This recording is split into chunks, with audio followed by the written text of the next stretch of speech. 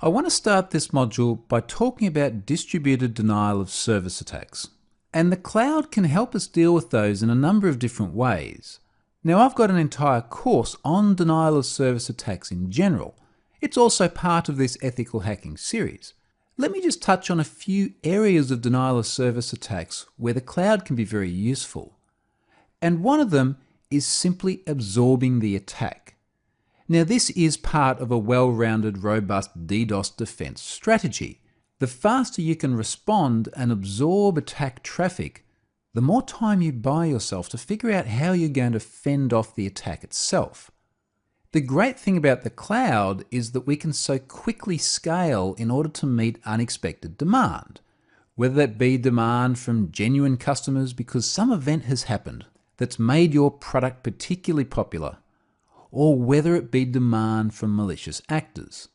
So for example, I can jump into this Hack Yourself First site, which we touched on a little bit earlier on in the course, scroll over, and then jump down to say, Scale Up. And what I might want to do in Scale Up is actually increase the size of the resources I'm running. So for example, perhaps rather than running a 2-core 3.5 gigabyte RAM S2 instance, maybe I want to scale up to an S3, 4 cores, 7 gigabytes of RAM. It's twice the machine. And of course, I'll pay twice as much because that is the nature of a measured service. Now, by having twice the machine, I can, roughly speaking, absorb twice the traffic. But we can go much further than that. So what if, for example, I decided to scale out? So rather than just running a single instance, what if I did this? What if I dropped down here into my scale settings, and in my target range of the number of machines, I scaled that all the way up to 10. So now not only can I scale up and double the size of the individual machine, but I can have up to 10 of them.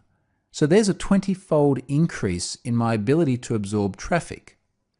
Now, of course, this may lead to the problem that we saw in the last module, which is an economic denial of sustainability, because inevitably I'm going to pay 20 times more money whilst this attack is happening.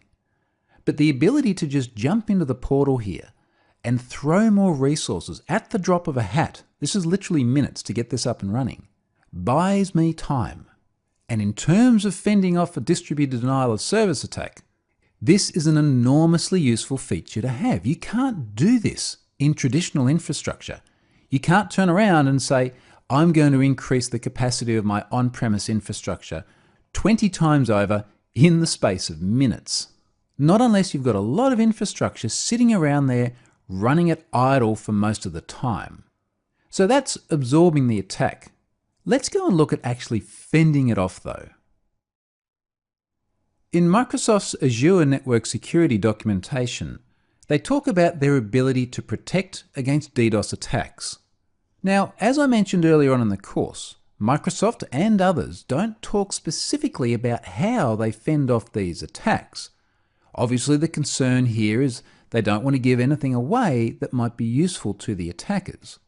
But the real observation I want to make here is that when you're using a cloud provider the scale of Microsoft, or Google or Amazon or any of the big players, they become very adept at protecting large numbers of customers from distributed denial of service attacks. Now, part of the way they can do that is that they themselves have a huge ability to absorb attacks because they've got mammoth infrastructure, but they also have very sophisticated devices. This is part of the value proposition of having such large-scale players actually hosting your applications. In Microsoft's case here with Azure, they'll protect applications from attacks originating from outside the Azure environment, as well as also protecting applications and services from attacks which might actually originate from within Microsoft's own network. It's entirely feasible that a malicious actor could stand up their own Azure services in order to try and target someone else's services. So a provider like Microsoft has got to be conscious of a threat which is quite different to other networks, in that a distributed denial of service attack could originate from within their own environment. So again, as I mentioned earlier, there is DDoS defense. They don't give you a lot of detail about it, but it is something that you get out of the box as part of the service. Let's have a look at one more really neat DDoS defense that's available in the cloud. This is Cloudflare, and I have an entire Pluralsight course just on how to use Cloudflare to improve the security position of your websites. It's called Getting Started with Cloudflare Security. There's a lot you can do with Cloudflare, and one of the beautiful things about the platform is that it is just a 5-minute setup that you can do entirely for free. The reason it's so fast and so cost effective is that Cloudflare is a cloud-based service to help secure and optimize your website. In that Pluralsight course, I go and create this service, cloudflareonazure.com. And in here, I go through the process of configuring the firewall.